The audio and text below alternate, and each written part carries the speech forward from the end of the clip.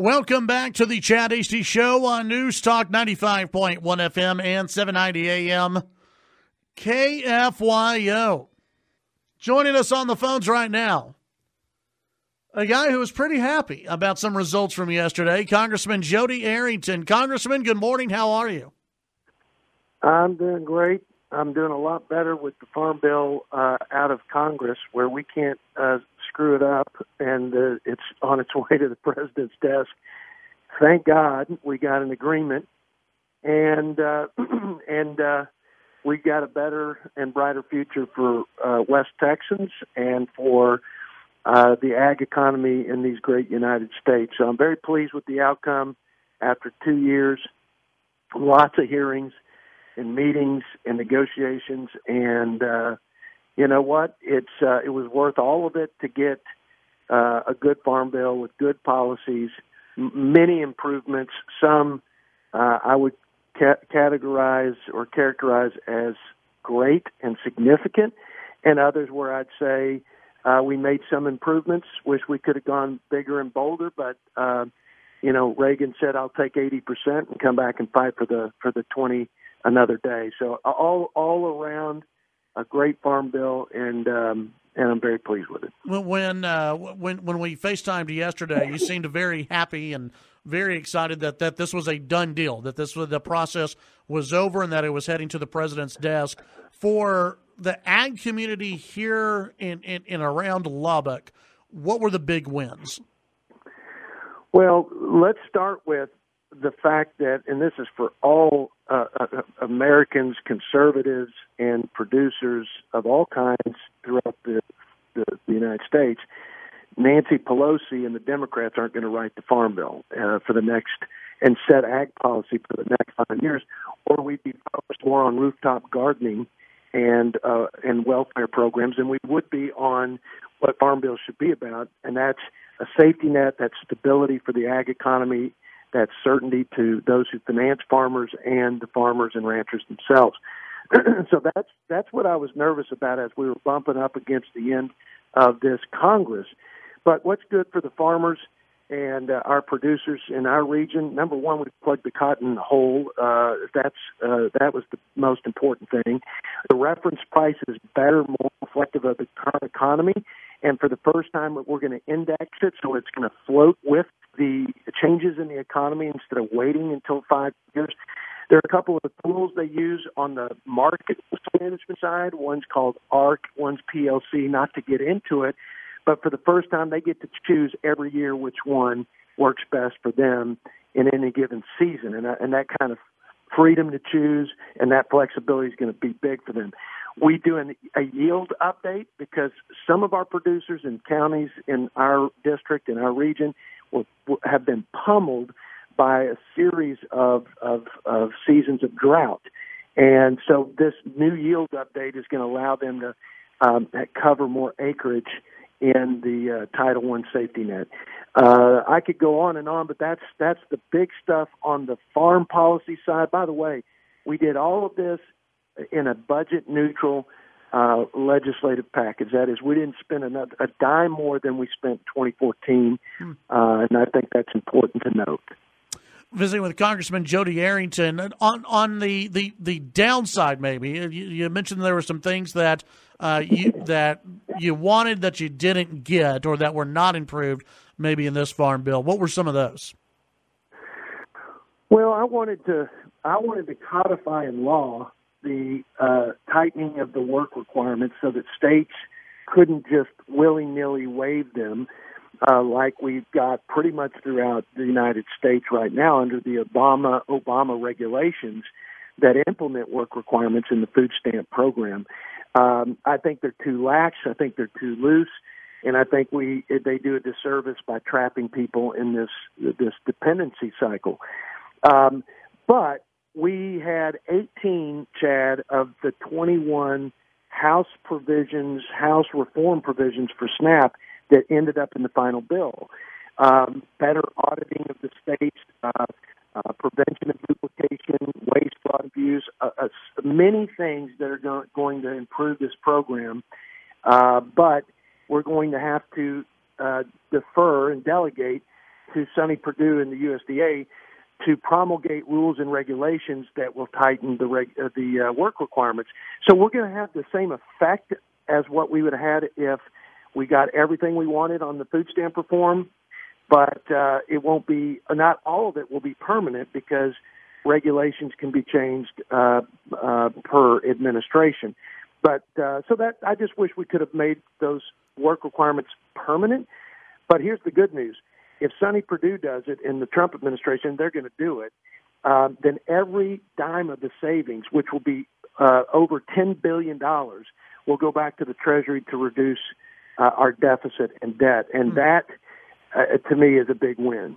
Well, why were, and I've seen some stories out, Politico has had a few and some different places. And one of the questions that I got yesterday, even from some listeners, is with Republicans controlling the House and Senate and the White House, why were those work requirements not able to get through? Well, this is a common, I think, misunderstanding by folks that I talk to often back in the district, and it's understandable. They think because we have Republican majority in the House and Senate that we have a Republican-controlled Congress. The fact is, with the 60-vote rule in the Senate, you have to negotiate with about 10 Democrats to get anything through. Right. Now, tax reform was different. We used a vehicle called reconciliation, so we didn't need but the simple majority like we have in the House. So the House, Republicans have control over. That's why we have the strongest reforms for food stamps. That's why we have the strongest farm bill. But the Senate forces us to negotiate because of that 60-vote rule. So they have leverage. And Pat Roberts, the chair of the Ag Committee in the Senate, I'm sure he's a decent human being, but he acted more like a Democrat in these negotiations and didn't lift a finger to put these welfare to work reforms in play for food stamps. So we were really kind of negotiating in a very weak position. To get 18 of the 21 provisions from the House bill for food stamp reforms was significant. And, we're just going to have to let the administration fill that gap. But what we couldn't do is say, well, we didn't get everything we wanted on that, so we'll just punt, make our farmers suffer, and also give Nancy Pelosi the pen to write the farm bill, because I promise you it's been a whole lot worse of a farm bill if that were the scenario. Yeah, absolutely. Congressman, we're going to place you on hold. When we come back, we're going to talk about a little bit more about the farm bill and what it means moving forward. Also, Nancy Pelosi will, it appears as though she's going to be the next Speaker of the House. We'll talk about that and also some other issues facing Congress when we come back here on the Chad Hasty Show with Congressman Jodey Arrington. Chad Hasty Show News Talk. KFYO.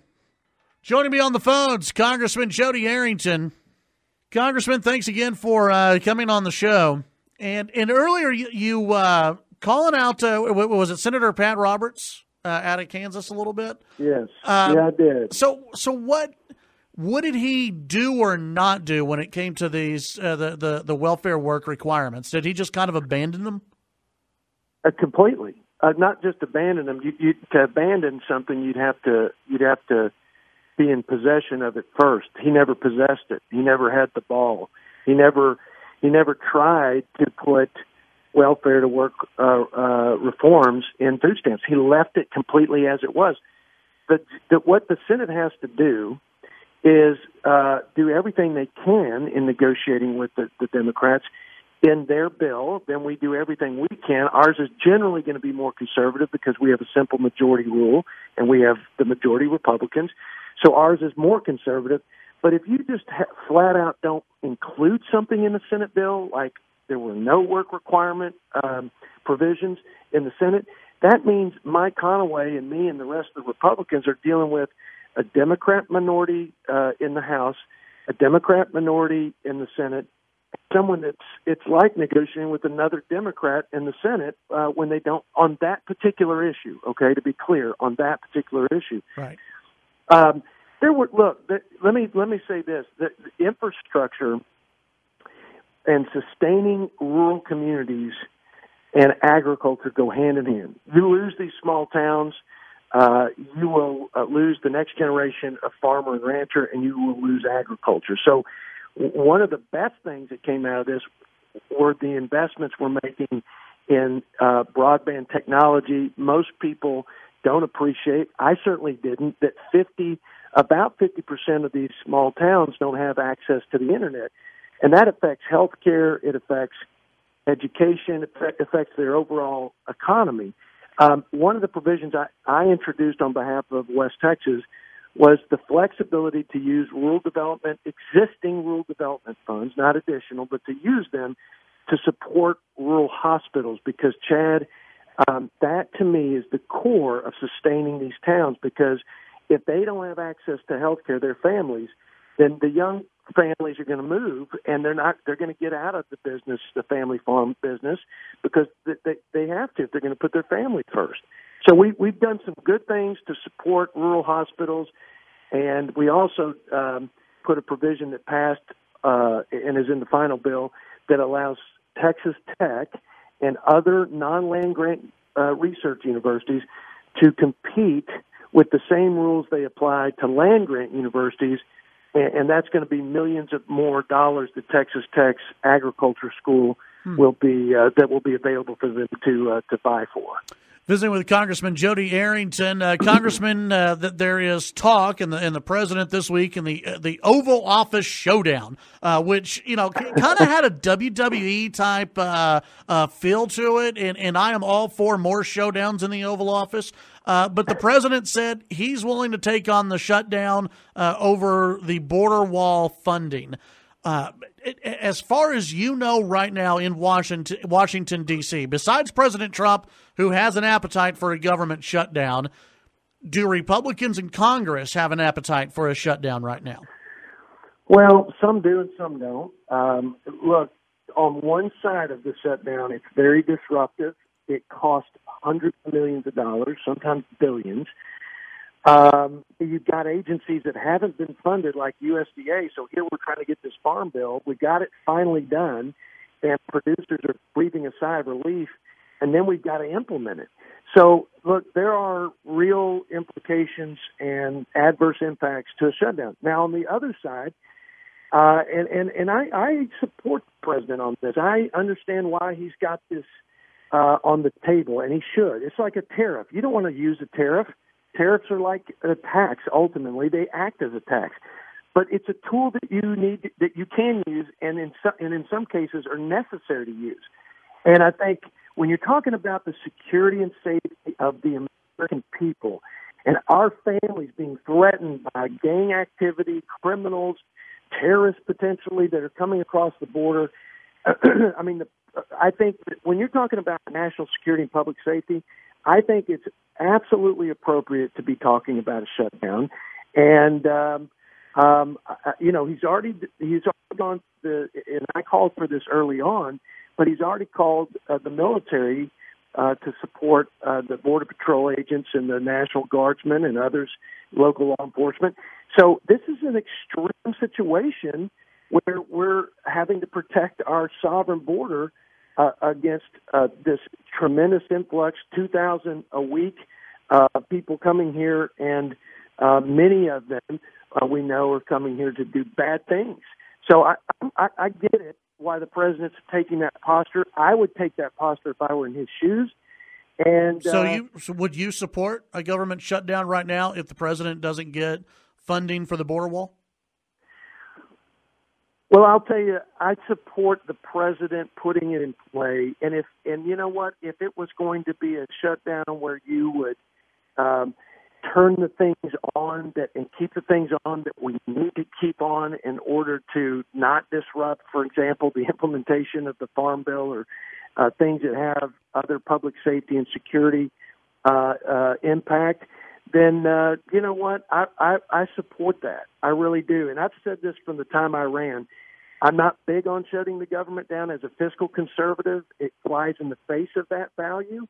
But at the same time, I think there are situations and scenarios, especially when you're talking about the safety of the American people, where I think it's appropriate. I hope, Chad, that we don't shut it down. I think the president hopes we don't. But ultimately, Chuck Schumer and Nancy Pelosi They shut the government down most recently over DACA, over people who were here illegally. It didn't go well for them. And they, for the first time in a long time that I can remember, Democrats were blamed for it.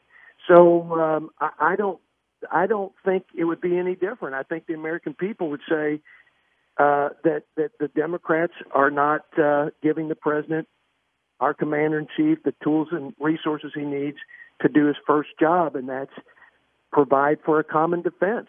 And so it's hopefully we'll get it done without shutting the government down or any extreme actions, but I think it's appropriate that he has it on the table. Do you think the votes, at least in the House, are there to fund a border wall?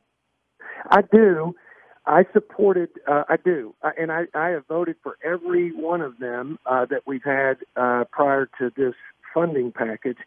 I think we ought to, because of Nancy Pelosi's comments to the president in the Oval Office about how you can't even get it through the House. Your own Republicans won't vote for it. Majority Leader Kevin McCarthy has a bill that gives the president all $23+ billion. I'm a co-sponsor of that bill. I think that we should put, whether it's that bill or we should put the Homeland Security appropriations and pass it out of the House before they, negotiate the broader deal. I think we should do it. I think we should do it. It'll put pressure on the Senate, and it'll put a spotlight on Chuck Schumer and the Democrats, which is where it ought to be. But Pelosi kept popping off to the president about that, and it irritated me. And I think in the House we ought to take action, and I'm calling for us to do that. Congressman, we didn't get to one of the other big issues in Washington, D.C., which is Ted Cruz's beard. We'll try to get to that next week, okay? Hey, I want to congratulate him for voting for the Farm Bill, though. That was that means a lot to me as his friend and colleague, but it means a lot to our farmers and ranchers in West Texas. Congressman, thank you. Appreciate it. God bless. Bye-bye.